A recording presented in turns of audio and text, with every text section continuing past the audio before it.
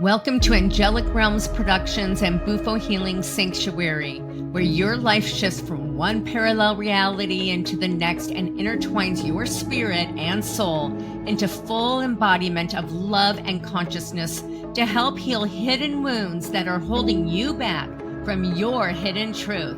Hang in there, grab your tissues, a pen, paper, and flow into a journey of open heart-centered conversation. Harrison Meagher, host of Your Cosmic Love Antenna, his magical presence full of hidden knowledge, expansive consciousness, and his capacity for explosive love. Welcome. Harrison Meagher, welcome.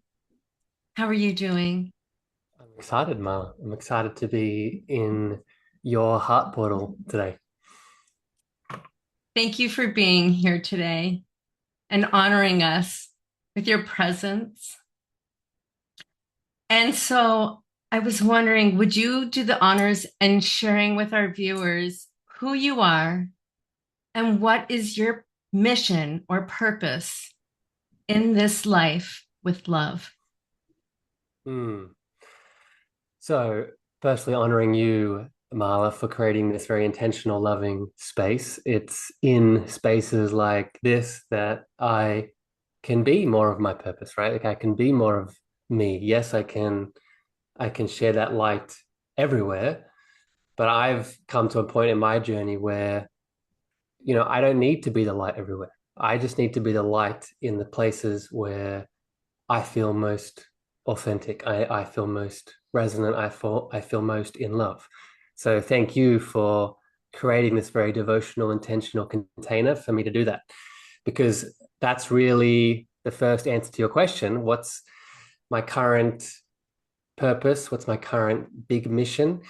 There's two answers to it. Firstly, it is being more of me, right? I define purpose as connecting to the fullest expression of what you actually are. And what you actually are is a powerful, divine, loving consciousness flowing through a unique expression. And then, secondly, what happens when that unique, fullest expression is tapped into? Well, for me right now, what it's asking me to be of service in is walking other big, powerful hearts back home to that same knowing, right? Walking other hearts back home to that same presence. And I just wrote a post on this, right? The same presence that when you walk into any kind of space, that presence that you are uniquely opens others. That presence that you are uniquely opens those who are ready, maybe unconsciously, but who are still ready to feel more of themselves. So, in short, my unique, purposeful passion right now is unlocking that ability in those who are ready to feel it. And they flow in like Yeah. flocking in because right now Yes. we're at such a pivotal time. It's a huge awakening. People feel your frequency, Harrison. That's how I found you. I believe it was on Instagram.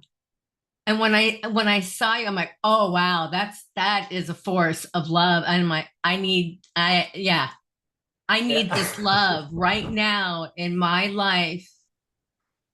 Your heart expansion, your frequency reaches people. Mm. I would like to know, and I'm sure the viewers would like to know, how did you become you? How did you become your Mm. authentic, powerful, loving, magical self? Well, again, I'm going to mirror this back to you firstly here, Marla. Thank you for embracing that feeling, right? Mhm. Thank you for embracing that feeling of me, right? Because it's one thing to see it and feel it from someone else. It's another thing to realize, oh, this is what's going on. I feel this love. I have it moving through me. And then it's a whole other stage to be like, okay, I accept it, I embrace it. So thank you, Marla, for really honoring that. So the answer to your question is a lot of stumbling, right? A lot of humanness, a lot of dark nights of the soul, a lot of pain, a lot of teachers that have come into my life at very beautiful moments. and a lot of me searching for more, right? And I'm sure we'll speak about certain points today, but I I was always a sensitive little boy. I was always a intuitive being. I was always the kind of person that yearned for deep connection, even before I knew what that meant. Right? When I was a little boy, I was always found myself being the leader of the group. I always found myself being the sensitive, intuitive leader that wanted to help other people step forward. When I was in my teens and early 20s, I found myself directing and coordinating events, right? The person that would take the groups of people to the places and be out ahead with my heart open, knowing that I could not necessarily protect, but be the shining star that leads the way.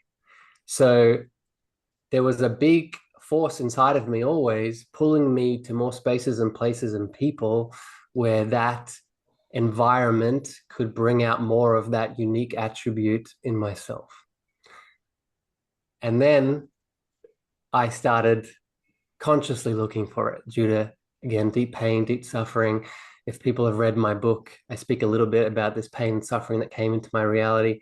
But due to that pain and suffering that came in, I then actively started looking for tools and medicine, both from the plant world, both from the practitioner world, to help me channel it more acutely, more powerfully, more intentionally through different gifts that I have to mirror it and open it in others.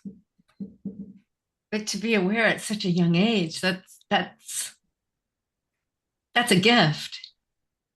I think, awareness definitely is part of it. And again, I think a lot of it was an unconscious pull, right? Mhm. I've been told that so many times, Marla. I've been told, "Oh, you're so young. You're such a young mystic. You're such a, and I take it and I own it. And I'm sure we could have a conversation about indigo children and, Right. like the wave of young souls that are awakening. Like I see it too, right? I see it in my world, even younger than me, people coming in. That's very real. I'm not here to say that that's not happening. And, I feel there's also like an unconscious force that is moving through me that's beyond all that I still have a choice. I get to choose.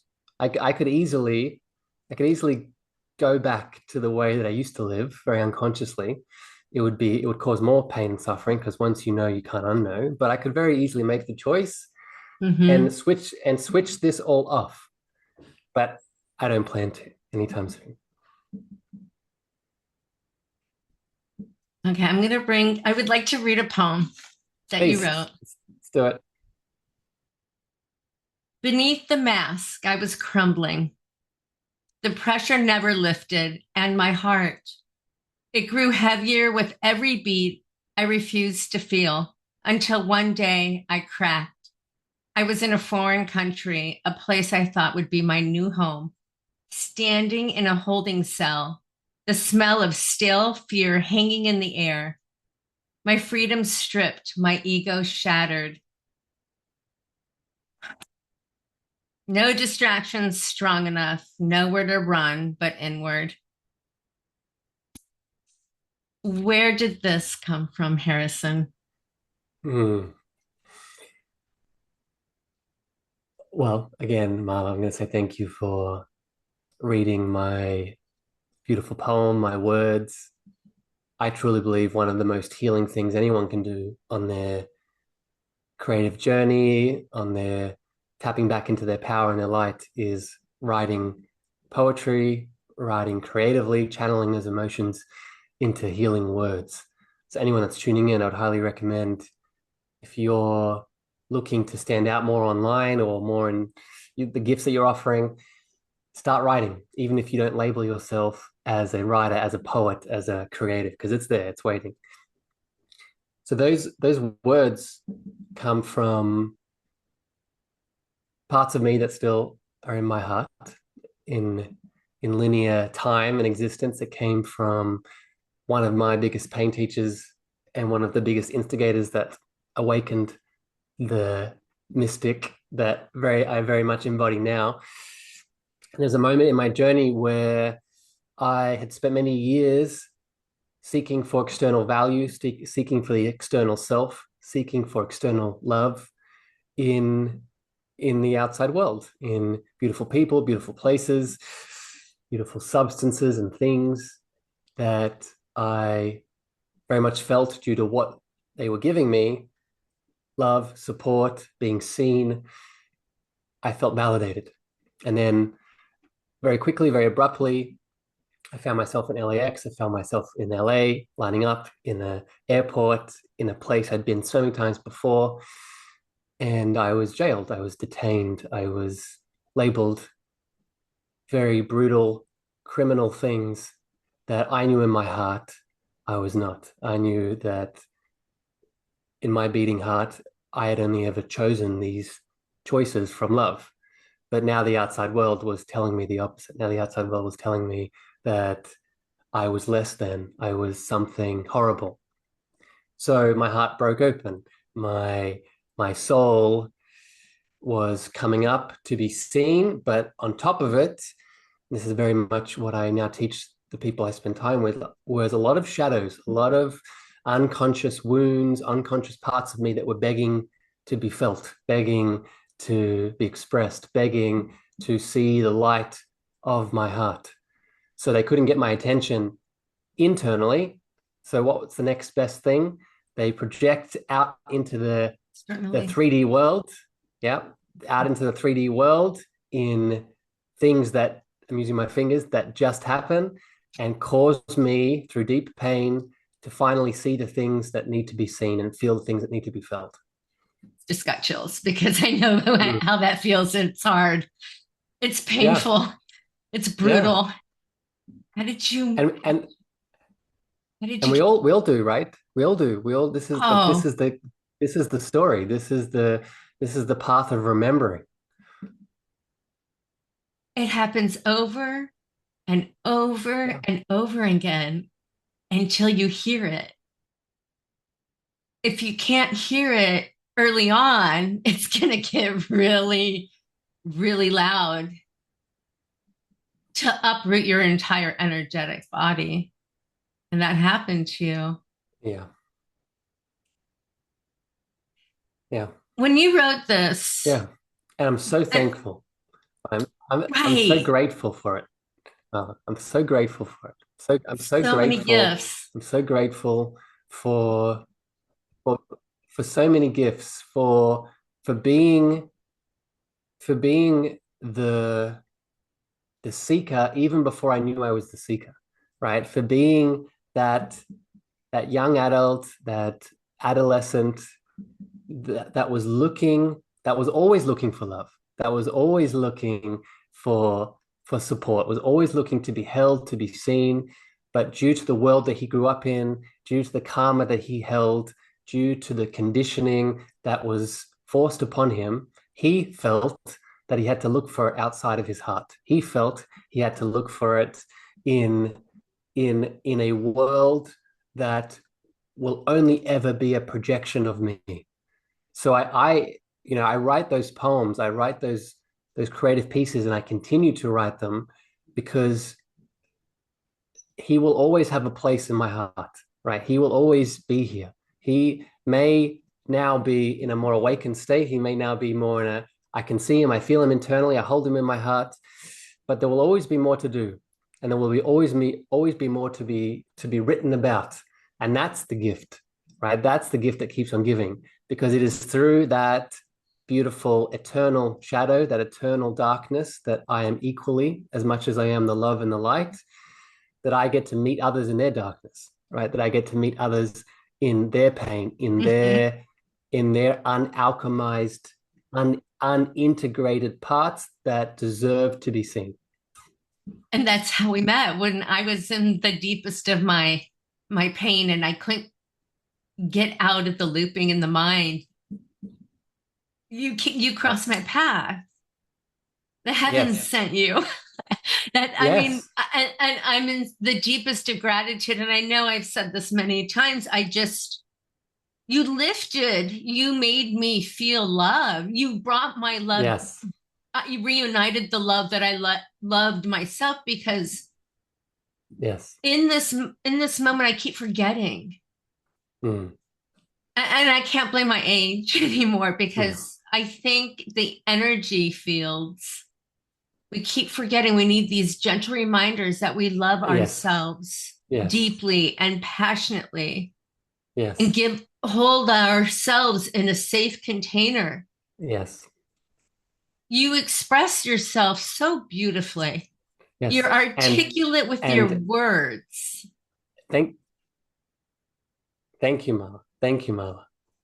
Right. And I would say one of the biggest lessons that I will share with people tuning in, one of the biggest ways that I can articulate and channel these words that hit deep is because I've become and continue to become less and less afraid of speaking from the darkness. I love it. I'm I'm I'm so good. I was already really good at channeling the light, channeling the love, and I will continue to be amazing at that because it's one of my gifts.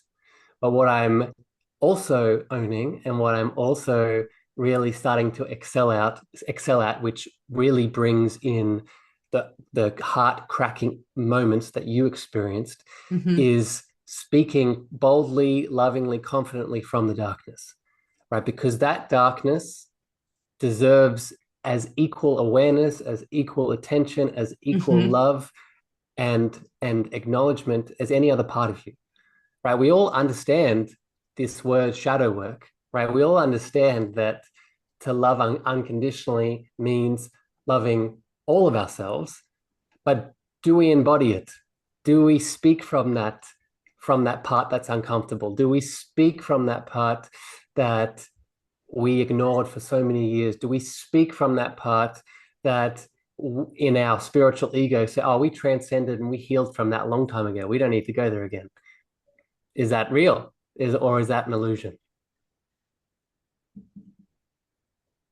I think it's both. Yeah. I think these timelines, we're living it all, past, present, and future. So we're doing it, all of it. And that is part of the growth of the expansion of the heart. It is this profound awareness of your own self, of a newer self. It's this mature spiritual maturity, in a sense. Yes. And that brings me to, we both have walked the path of sacred medicine. So we had that in common, because I'm a Bufo Alvarez facilitator, and I have a legal nonprofit sanctuary, and you've walked the path of sacred medicine. But we haven't gone into a lot of detail about that. But we connected with Bufo. Mm-hmm. When you had your experience, was it here in America? No, it's here in Australia. It's here in the Blue Mountains in Australia, just outside Sydney. How long ago was it? So this is I'll go into the story. So Okay. this because how long ago was it and the timing of it is part of the magic. So I I started to put a bit of context here in my journey.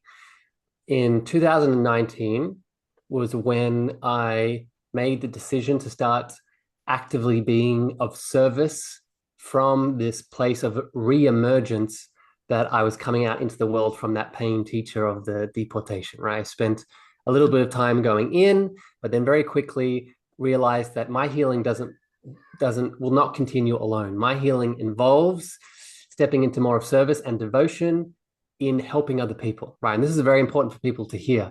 You do not need to be at the end, the quote unquote end of your healing journey, to continue your healing. You can start being Mhm. of service right here, right now, with all of your wounds, with all of your insecurities and uncomfortableness, and grow as your business grows, as your clients grow, right? And I very much embodied that from the beginning.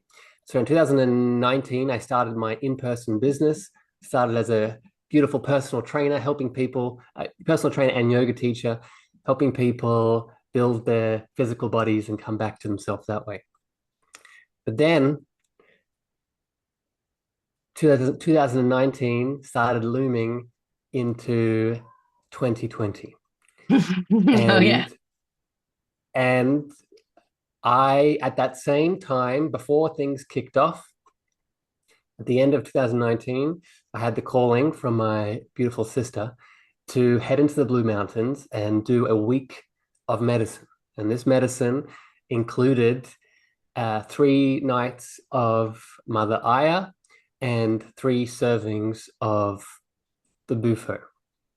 So it was 1 week of a lot of concentrated medicine in a short amount of time. And up to this point, I'd never done medicine before. This is my first.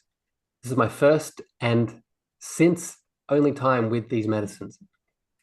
So what happened was nothing short of awakening, both on an individual level and a collective. So individually, I had a lot of deep teachings around what I'm here to do. And it was mostly around, okay, you need to jump off the spiritual fence. It's time to stop just working on the physical realm. It's time to stop lifting weights and teaching people how to support their physical bodies, which is valuable and needed. But there was a pulling to go deeper, was to go Uh-huh. down the wormhole of the heart, Right. jump off the spiritual fence, and start teaching, serving people holistically and on a deeper level. So that came through. But what also came through was a collective vision that every single person got in that medicine journey in that week. Every single person got the vision that there was a collective awakening about to begin. Collective awakening of sometime in the future, a beautiful communal higher earth, new earth, whatever you want to call it, of everyone coming together, living together outside of this system, bartering, sharing their gifts, sharing their services, and that we would see this new world in our lifetime. But before that new world was to be reached, there would be a series of events of deep darkness, of deep heaviness, of deep shadow and pain, where not everyone would make it. Mm. So Yeah. we were all confused, right? We didn't know what this would be, but Right. we all left, myself included, with the motivation and the inspiration to, okay, I need to change things. I don't know how this is going to happen. I don't know what all the steps are. But as Rumi said, the way appears once you start to walk it. So I made the commitment in my heart to start to walk this deeper path. And then a month later, after the ceremony completed, COVID began. Wow. Wow. So you had your ayahuasca. How was ayahuasca for you? It allowed me to find pleasure in the heavy emotions. Up into this point, I was doing pretty good in regards to dealing with, okay, I find it easy to connect to some of the inner joy, the inner peace, the inner love, the inner happiness that I know comes from within me. But I definitely could not find pleasure and a place of safety and support in feeling the heaviness inside of me. So, what Aya gave me in summary, it gave me many things, but one of the biggest teachings it gave me was finding joy and pleasure in the heaviness. I remember being in that ceremony and hearing some of the deepest sorrow and pain being released both from me and from everyone around me, and just smiling and laughing and finding deep bliss and joy in the ecstasy of release, in the ecstasy of energy and motion, right? When heaviness and darkness moves, right? That's bliss, right? That brings us home back to love. So Aya brought me that teaching of, oh, I can be in joy, I can be in pleasure, even in the heaviness of heaviest of states. Wow, grandmother ayahuasca. She brings people to a lot of different places. I hear a lot. I'm not ready for ayahuasca. So you're brave. I find that bravery because sacred medicine is a beautiful, beautiful medicine, many different kinds, and it can be scary for people to embark on the unknown. We Yeah. want to know so much, Mm. and that you have to hold this space of trust that you're going to be okay going through this journey. And ayahuasca can put a lot of challenges in that. It can. And this is where I remind people that these are all choices, right? And these medicines, whether it's Bufo or Aya or any of them, you get to choose or not choose to embark. And Right. know that, yes, they hold unique frequencies and they can bring a lot of special awakenings. I've experienced them, obviously. And they're one path, they're one of many paths. And I can promise you that if you hold the intention on your heart to go deeper into yourself, and for some reason you don't feel that these plants hold the key for you, you will find the doorway somewhere else. You will find the Right. doorway Absolutely. potentially through sitting next to someone at a ceremony, right? Like Hmm. I've found more doorways recently in the last year or so in the hearts of other people, right? Some of the deepest medicines for me in my life currently are people themselves, right? And I teach this Hmm. in what I'm doing now in the world is that you will always be the the medicine. This is the reason I believe that if you follow the Aya tradition all the way back, that the shamans used to be the only ones that took the medicine. And the people that were in the ceremonies, they would go into these states just by being in the frequency of the shaman who's on the medicine. Oh, I just got What chills. I know what what's you going mean. yeah, what's going on Yeah. there? What's Yep. going on there? That's, Right? yeah. It's them. It's them, right? We It's perch for them. their yes. We So I perch. just Yeah. I said so I just remind people that these medicines are powerful, and if it's your path, it's your path. Hmm. But know that you hold medicine in your heart, and it's waiting to be shared. And through breath, Yeah, big one. big breath Yeah, work. I'm when I started my journey, I embarked on the breath work of it was the 4-7-8. But I'm learning more now because I read your book yes, and listened yes. to the audible, and I will leave all of Harrison's links in the intro here so all the viewers can get your book Thank you, Marla. and learn as well. It was beautiful breath work, and then you can also add and embellish, Mm, how you see fit. Bufo, I just want to talk about this really quick, and then we'll go on to because this we could probably talk for till the cows come home yes, here in Texas. So, and you're in Bali, so just so our viewers know our location. yes, Bufo, did you surrender? Did you yes, feel the light? yes. Did you see the I void? yeah. So my Bufo experience, the first two, I I surrendered and fell into all light.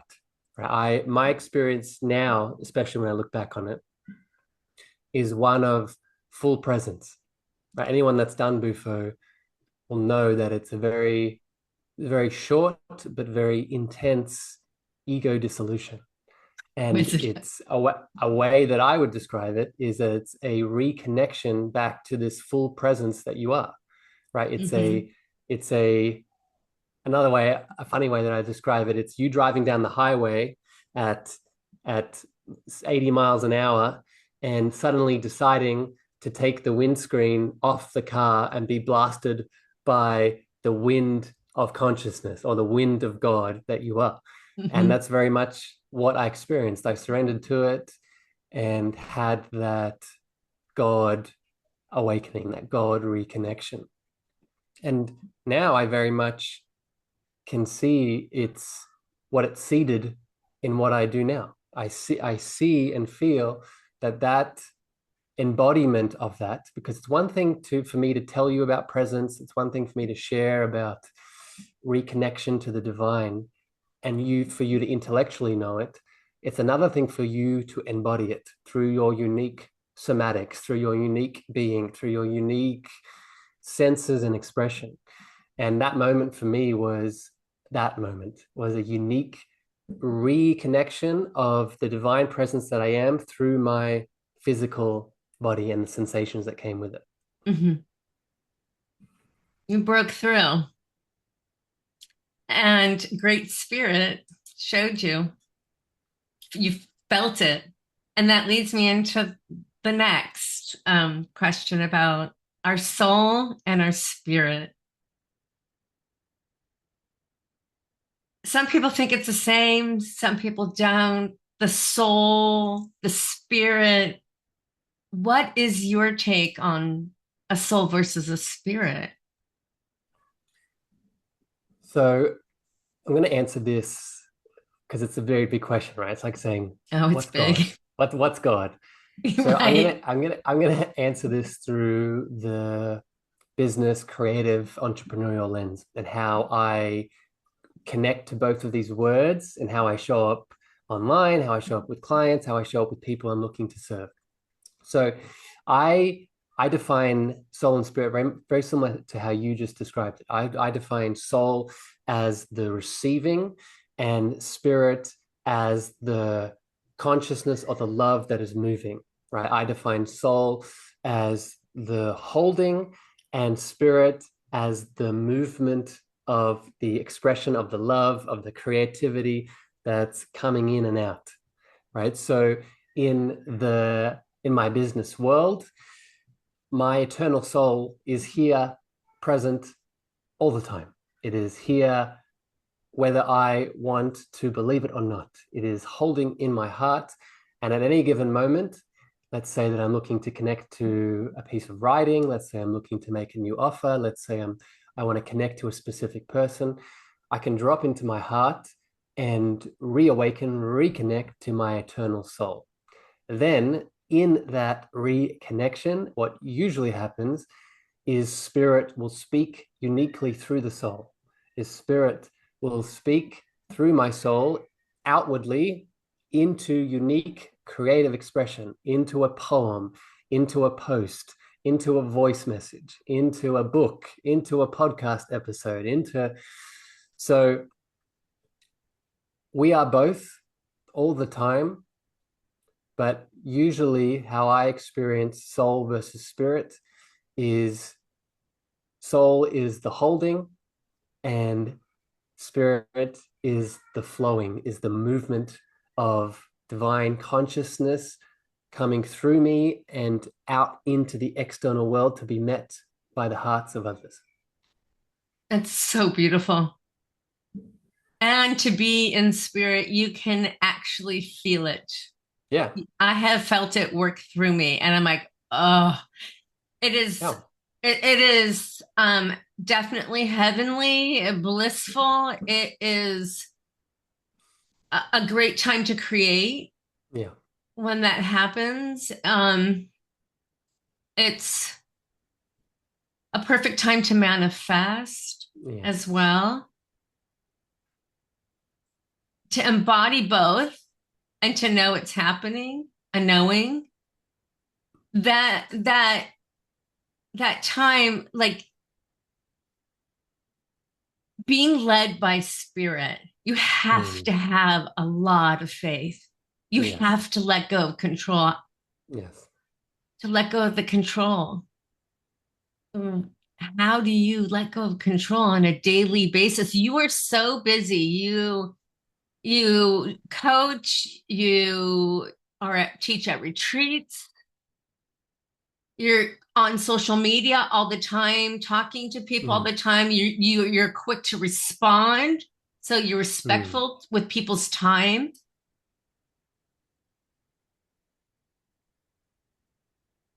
So how do in your daily practice when you wake up, Mm. what's the first thing you do? Mm. So I'll answer that question, and I'll answer a more general sort of how do I allow spirit to lead me and not be in control? So firstly, what I do every morning is I wake up and listen to my voice. I have a pre-recorded activation slash meditation that I've recorded, I've channeled, written, and then spoke into a meditation, and I listen to my voice. And this meditation activation is doing a series of things, but one of them that it's doing is it's reconnecting me back to higher consciousness, my soul, my spirit. So immediately from the moment, if I'm not already in that state from waking up, I'm definitely in that state from listening to this transmission. I'm moving from this place. And often there's no control, right? Often there's just that, okay, this is what I want to do. This is how I'm gonna show up. These are the things I need to get done. Let's follow that. But then in terms of throughout the day, how do I come back into spirit and creation and divine consciousness, releasing control? Well, for me, this is a conversation around how am I nourishing myself? Because often I place control on my spirit, on my divine expression, because I feel lacking, because I feel not enough, because I don't feel loved, because I don't feel worthy. So then I'll try and control the situation in Mm-hmm. order to feel those things, in order to get to those places.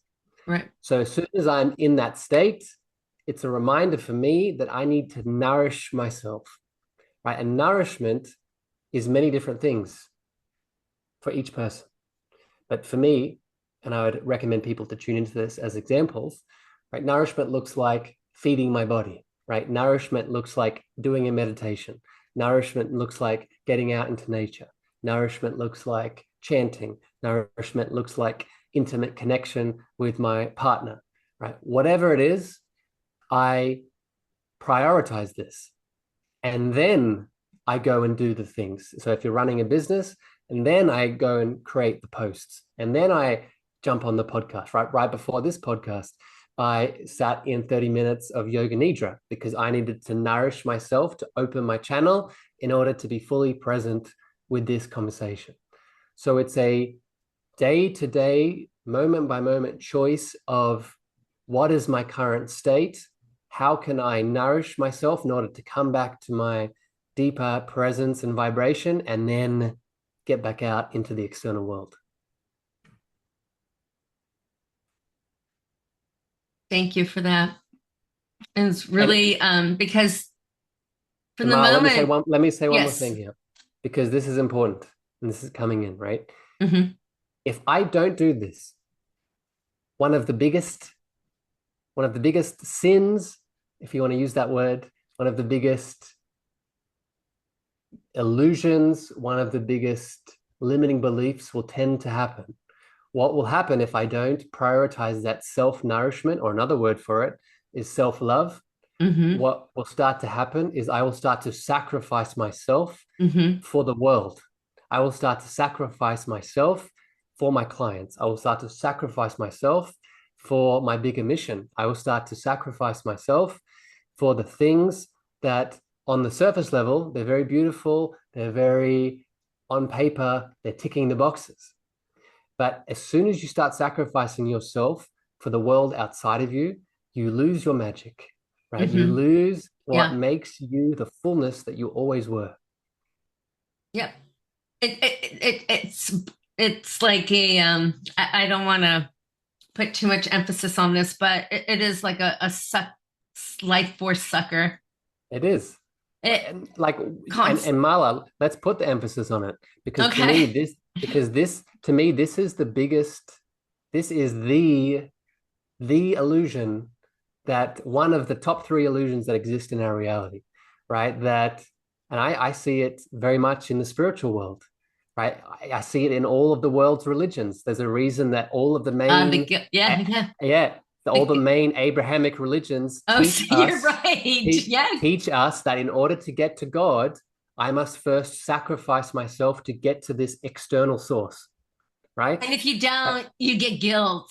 And Yes, you that get, is such a low frequency to hold. And yes, then, okay, yes. so the emphasis I didn't want to put on was a specific term. It was a energetic vampire. So I'm going to say it because I have been I have said that before, and it didn't turn out very well. But now it's true. Well, There it is. they Word. so these definitely exist, Marla. Right? Oh, There is a problem with this, and I'll speak about it in a second. yeah. But there definitely exists, right? I'm not here to tell people that there aren't demonic, energetic vampires, there aren't evil entities in the world that take advantage of your low vibrational state. But the bigger and deeper question is, how did you get into that low vibrational state? Right? As soon as we blame an outside source, so let's use this example, an energetic vampire, for us not being in alignment, that's another way that we lose our power. We lose Hmm. our source. Hmm. Right? There is, I believe, and I'll go all the way here, there is no there is no true evil. There is just high and low density. And if you are in, let's speak about the person, right? If you are in a low vibration where you've been sacrificing yourself all day for the higher mission and the higher purpose, you will attract, like attracts like, other low vibration, Hmm. demonic, vampiric entities that resonate with your low vibration. The answer, Absolutely. the long-term answer isn't cutting those people out of your life. In the short term, it is. But the long-term solution is making sure that your cup is so full, is so bright, is so reconnected to the wholeness of what you already were, Yeah. that your light is so expansive that it doesn't attract those things anymore, right? That you can walk into a room full of darkness and you illuminate everything, including those lower densities. Those moths can't get to your flame. Yes, And this, exactly. and when you have really poor health, because detoxing and wellness plays such a part in this. Yes, It's like they find these pits when you have the exactly. neck, and they're like, oh, drinking alcohol is one that people negative can go right into Yes, that. yes, It is the yes, wrong spirit to yes, be in. exactly. And I'll say one more thing here because you got me going, Marla. Yeah, okay, keep going. Like within this, I'd recommend people tune into my podcast. I've done many episodes on entities, dark entities, demonic entities, working with entities. And in the spiritual community, there is another, limiting belief that, working with dark entities is just a conversation of cutting them out of your life, making sure you're doing all the energy protection so they're not there anymore. But what there is no conversation around is, what are they bringing you? Just like, just like your inner darkness and your inner shadows bring gifts if you allow yourself to be there to alchemize them, so does the outside world, right? So let's use the example of what you gave, the energy vampire in a specific person. There's two scenarios here, right? The first scenario is that person comes into your world, and because you haven't filled up your cup, that person depletes you, that person leaves you feeling empty, and you burn out. The second option is that person comes into your reality, you see it as an opportunity to, oh, I need to step back for a moment to fill up my cup. But then you come back into that relationship with the fullness of your heart. You shine your light on that dark entity, that darkness outside of you. And 99% of the time, there is a lesson there that you can learn. There is alchemy of the darkness through your heart portal that you can reclaim, right? So every opportunity, every light and every dark moment holds treasure, right? My favorite Joseph Campbell quote is, "The cave that you fear to enter holds the treasures that you seek." This includes the darkness in the world that you manifest. So if you're manifesting it anyway, why not seek the treasure in the cave that you initially ran from? What about boundaries? I mean, because when you're talking, I'm thinking of scenarios that have happened to me, and it's like, if I open up this portal, they're gonna like take it the wrong way, and so you So, gotta set the so boundary. yeah, you're 100% right, Marla. You set the boundaries, but when I say seek the treasure in the darkness of the other person, it doesn't necessarily mean you need to go physically walk into their field and have a conversation with them, right? Thank you for clarifying. I've done some of the deepest work with other people without ever seeing that person in my life again, right? What am I saying?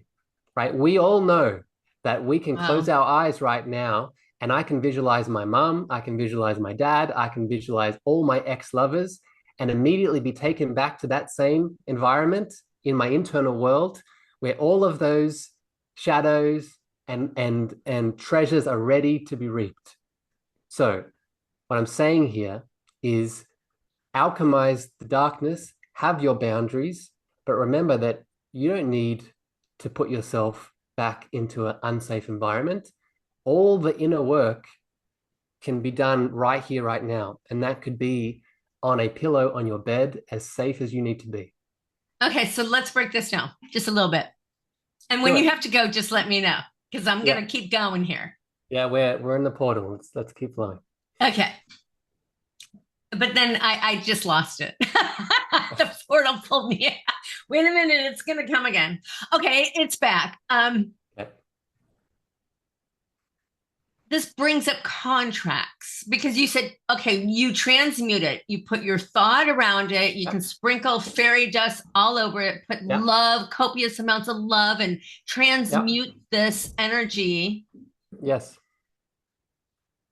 And anybody could do this. Anyone. And then you have a ruminating thought, it won't leave you. And this happened to me, and this is how you helped me through Mm. it is, oh my gosh, this I recognize, I think this is a contract because I can't get rid of it. It Yes. is like stuck in my mind and it has to be gone. I need to move on. I learned the lesson. Mm. Come on now. Yes. I wrote a letter because it was, Yes. you mentioned letters in your book Yeah. and it helped so much. Was that really a contract or is this I'm just making up a story in my head? Like where is that the balance of you That's made up a so this that's a and the reality of a contract? You know so what I that's a mean? good that's a big question, Marla, beyond contracts. So let's speak about it because I think we talked about this yesterday and I'm gonna bring it up here again here in this conversation. The my favorite One of my favorite quotes from the Harry Potter series, in the last movie, Harry goes to Dumbledore when they're in the train station. He says to Dumbledore, "Professor, how do I know that what just happened was in my head or I just made it up? Oh, how do I know it was real or it was just in my head and I made it up?" And Dumbledore replies to him and says, of course it was in your head, Harry. But who's to say that doesn't make it not real?" So this quote for me highlights the power of our creative ability, the power of belief, the power of thought, the power of the reality that we're creating all the time that is real to us. So going back to your question around how do I know it's a soul contract? How do I know is it done? Is it, what's happening here? That is always going to come back to you. That is always going to come back to you. And more specifically, what two things I would say. How does your body react to that story, that contract, that thing that's happening in your head? Because your body doesn't lie, right? Your body tells the story of your life. Your body keeps score.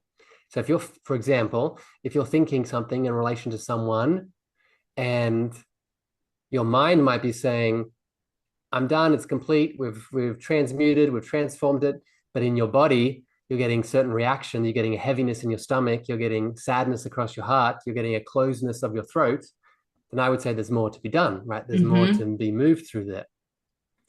But then I would also say that time and your healing journey is not linear. Time and Wait, your say that healing again. journey, Say that again. time, time and your healing journey is not linear. It's cyclical. Yeah. Yeah. Right? Cycles. It goes through cycles. Yeah. Sometimes those cycles It's are true. months, years, decades. Sometimes those cycles are I'm here in 1 week and then I'm here in the next week. Right? Your role in no matter where you are in this healing journey and the lessons that you've learned or not learned is to not get attached to what you think you've done or not done. Right? That's the problem. The problem is never the healing itself. It's our attachment and our identity to where we think we should be. Right? So what I would say to you, Magical Mala, around this contract and what you're processing is fall into those two boxes, right? Fall into one, how is my body responding? If there's more to be done, then move through the body, right? There's a gift, there's more there, there's beautiful treasure to be gained through the body. But then after that, if there's still more thoughts and hesitation and limitations and things running, there's most likely a conversation around attachment and identity and where you think you should be. And it's in that space, I would invite you with the deeper question, is that you? Is that true? Are you those things? Or are you the presence of love that holds all of it? And in the midst of it can get very confusing when you're in a situation like I was in. You go through a lot of different things, and not only that, I want to bring up chemicals in your body because I'm in transformational psychedelic integration coaching training, and Beautiful. it's heavy, man. Yeah. Be still my heart. Oh my gosh. Sometimes this you have to go through so much vulnerability in a group of 70 people. Yeah. It's intense. I can imagine. And we talk about sensations. So when I went through this situation, and I'm speaking through my example because this has happened to other people, and here I'm starting to have a sensation of heat. Yes. Not only that, because I have light, but when you're in a situation and your cortisol and your adrenaline kicks in, you got fight and flight coming from that reptilian brain of yours. Yep. And trauma. Yep. And trauma. There was a trauma response. Yep. And it just went to shit at that point, And you're so judged. And you're just like, you just want to crawl in a hole and start rocking. And you're like, I fucked up. I fucked up so hard. How am I going to turn this around? I don't want him to leave. There's no going back. It's that painful thing, like what happened to you with being deported and all. Yes. When someone goes through those moments, you get very confused. You also can have memory loss. Yes. How to rope your heart back to self when you're in those state of minds. Because we know Yeah. God's spirit source, whatever you want to call it, knows what your heart wants. You know you're not a Yes. bad person. Yeah, but your body's saying the opposite. Yeah, so Yeah. so Yeah. for our viewers who go through these really difficult times, what would Yes. be the first thing you would say to them to what to do for it? Mm. Well, the first thing I would say is a reminder of how loved you are. Because because at the deepest of levels, this is what's really happening, right? Of the deepest of levels, like when we take all the layers, when we strip all the layers back, when we strip back the chemicals, when we strip back the reptilian fight or flight, when we strip back the trauma, the pain, the very real abuse that we have experienced as humans, we strip all of it back. There is a field of love that holds us. There is a field of loving consciousness that is there for us. And often in these moments of fight or flight, often in these moments of reactivated trauma, we don't feel connected to that. We don't feel like we are that.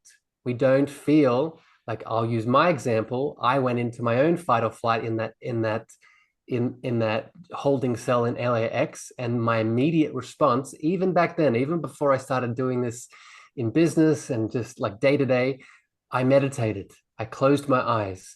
I started doing breath work. I opened my heart to the truth that is always there. And the truth that is always there is that you are loved, you are worthy, you are enough.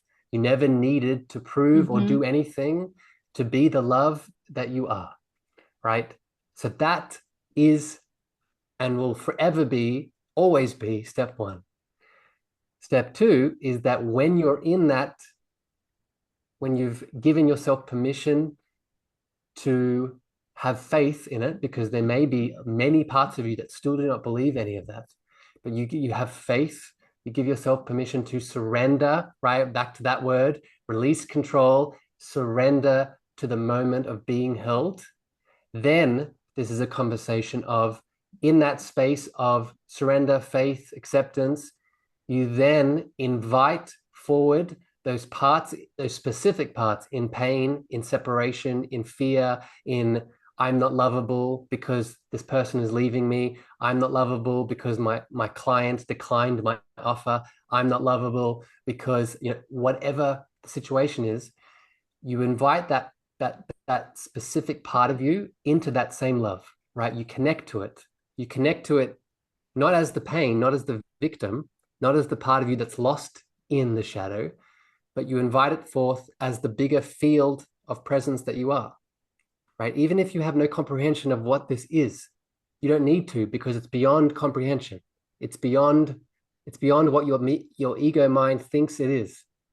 So often what this looks like is placing your hands on your heart and saying to that part of you that's in pain, that's in trauma, that's in rejection, abandonment, saying, I love you, I see you, I give permission to feel you fully, and I invite you into this love that we are. I invite you into this love that we are. And that's so transformative because it works. It works, and that you'll see the gift eventually. It just takes time to navigate through the darkness. You see the gift eventually, Marla, because it's never about out there. It's never about seeing the thing happen in the external world. Right? This was always an internal game. This was Oh yeah. always a homecoming. Right? You see the thing out there when you've become so cemented. Oh no. You see, You go. yeah, you own it. You see the external lover, spiritual partnership, beautiful, romantic, intimate love, external love in your world, when you've so deeply Oh, you're cutting out. Harrison, can you hear me? Oh, come on. Come on. Always made of. You totally cut out. I I missed. know, that was beautiful. I, I live in the forest and the internet isn't the greatest here. All right. Why, Um, where did I cut out? did you know? Did I freeze at all? You froze for a second.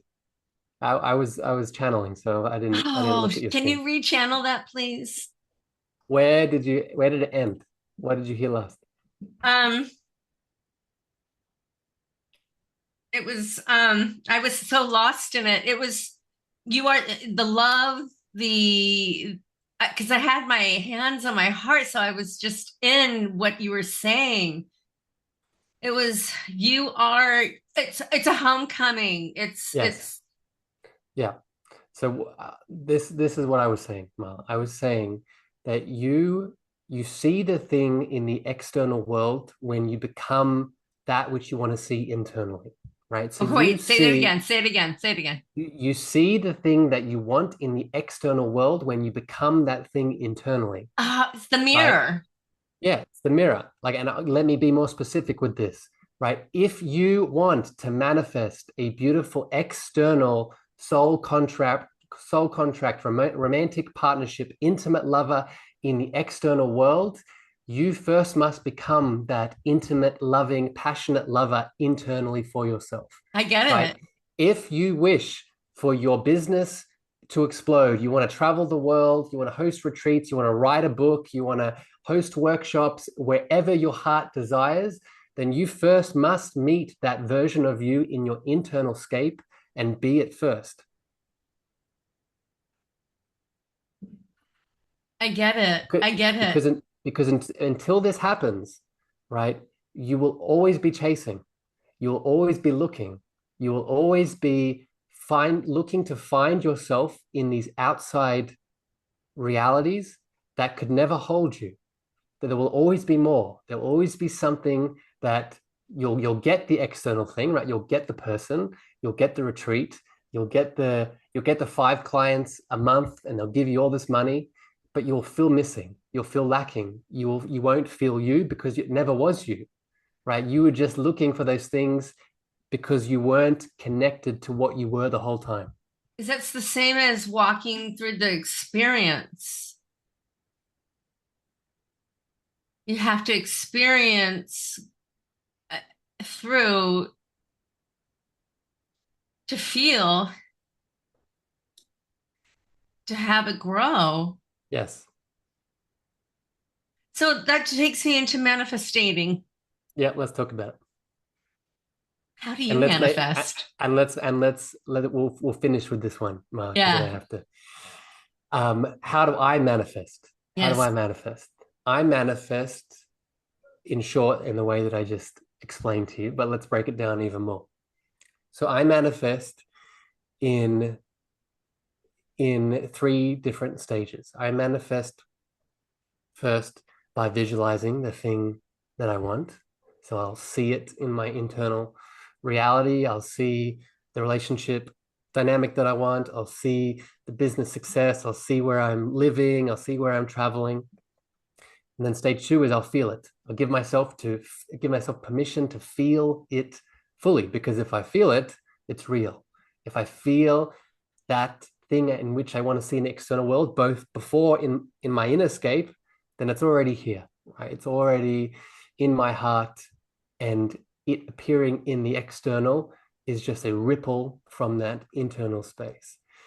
And then stage 3 will always be gratitude and appreciation, holding gratitude and appreciation for the everything, the allness, the fullness that I am here now. And I'll show you on my phone. I have this as a reminder of this process, right? I don't know if you can see it. Abundance is you. And what Yes, yes. It says the abundance is you, it's and so it's cool. I love it. So you see it all the time. every morning. A nice I see that, reminder. yeah, every morning, yeah. Every day, every moment I open my phone, and every morning when I tap into those meditations that I told you that I do, I'm connecting to those parts. And I'll say one more thing here, because this also goes under the radar of manifesting. One of the biggest, one of the other biggest reasons we don't manifest, well, I'll say it like this.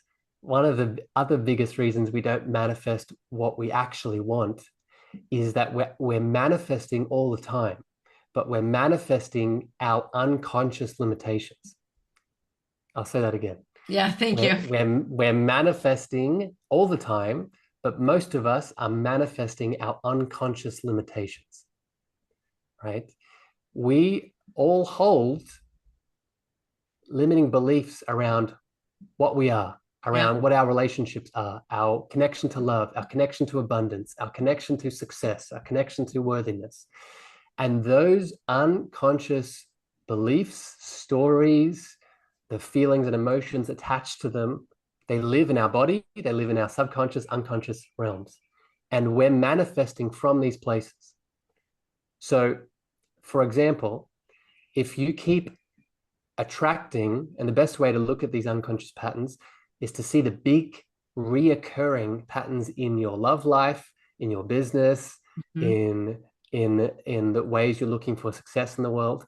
Notice the reoccurring limiting realities that you're creating, right? Do you keep attracting men or women that are abusive, right? Do Mm-hmm. you keep not attracting clients or opportunities into your business, right? Do you keep attracting people that are constantly telling you how horrible you are, how not magical, how, insert here the Mm-hmm. pain and the shadow. The problem is not them. The problem is never the external. The challenge here is Mm-hmm. the unconscious parts of you that are holding those, what I would call shadows, holding those unconscious, I am not lovable, I don't deserve to be abundant, I don't deserve to have a partner that loves me, I don't deserve to be held and seen as deeply as I hold and see other people. They're the parts that we need to, going back to my process, we Mm-hmm. need to see, we need to feel, we need to love and transform. Those are all the things that you think you're lacking, Yes, the lacks. that's the lack, the scarcity, right? If I'll say another thing to this, right? If you have it, you want it. I'm going to say that again. Okay. If you have it, you want it. So if you have in your business, for example, all of these really small opportunities or lack of opportunities flowing in, there's a part of you that wants that scarcity. If you keep attracting abusive partners or no partners at all, there is a part of you that wants that lack of love, that Mm-hmm. wants that pain that external person is projecting onto you through their actions. Maybe unconsciously you're not ready for, and you have more work to do before it Yeah. happens. Yes, yes. And I would say the work is to meet those shadows, right? To Mm-hmm. meet those parts that don't feel lovable, that don't feel abundant, that feel scarce, to meet those parts, to love them and transform them into what you actually want. So, again, being more specific, if you have problems around money, it's meeting those unconscious shadows that believe that you deserve to be scarce and small, meeting those parts, seeing them, feeling them, loving them, and transforming them into I deserve to be magical. I deserve to be abundant. I deserve to have a thriving, expansive business that takes me around the world because that is what I was born here to do. And the truth of the matter is, everybody is loved Yes. very deeply. Yes. So you don't have to look for it, right? That It's truth is there. there. So it's a matter of like it's I in my book, right? I have a chapter called Holding the Child, right? So it's a matter of most of these shadowy parts are in a child, right? Most of these are Right. our little boy, a little girl holding on to these limiting illusions. It's a matter of going into your internal world and allowing that little girl and little boy that's holding these illusions around scarcity and love, and allowing them to meet the fullness of you, the love of you, that full presence that is worthy and infinitely full of love already. It's meeting, it's having those parts come together. It's beautiful. And to feel it and absorb it and know it. That's it. That's it. That's it. Harrison, thank you so much for being here. It's been a complete honor. And I'm going to show our viewers your book. This is what it looks like. So beautiful. It's called Your Cosmic Love Antenna. Isn't it beautiful? It's so amazing. Your sister designed the cover, didn't she? She channeled the cover. Yeah. Oh, she did a phenomenal job. She took a picture of me with my beautiful heart open, and then she channeled the rest from there. She's so gifted. With the infinite symbol and everything. It's on at yes. It's and Audible on Amazon. Yeah, Amazon and Spotify. Yep. Yep. And you're in like everywhere in social media. But you're on your website is free content as well, right? You have a ton of free content, and you also you just started a Telegram channel as well. Yes. Yeah. So I'll speak about that part. So the Telegram channel is actually very new. Okay. Depending on when we release this podcast, if people are looking to get a straight injection of love from my heart to yours around my most current channels and downloads and frequencies that are coming through me as I travel the world and as I work with clients. And my Telegram community is the place to connect to that. If you want to just receive and be activated by what I'm saying, then you can reach out to me on any of the social medias, and it's invite only. So reach out to me and I can send you the link, and I only invite in certain people that I resonate with. But if we resonate, you can join that container. One more thing. Greatness. Greatness is your coaching. Yes.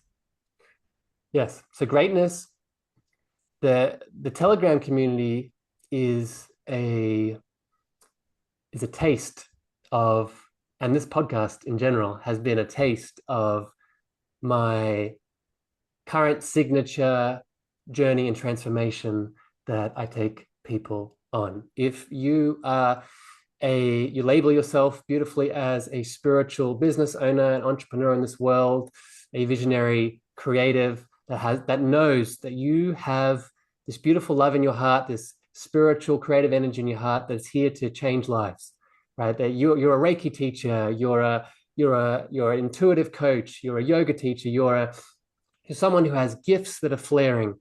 You're a medicine, you serve medicine to people, and you know that, hey, my tools are great, but there's something else going on. There's a presence that is me that is deeply impacting the people that I work with. And it's time for that presence to meet the world.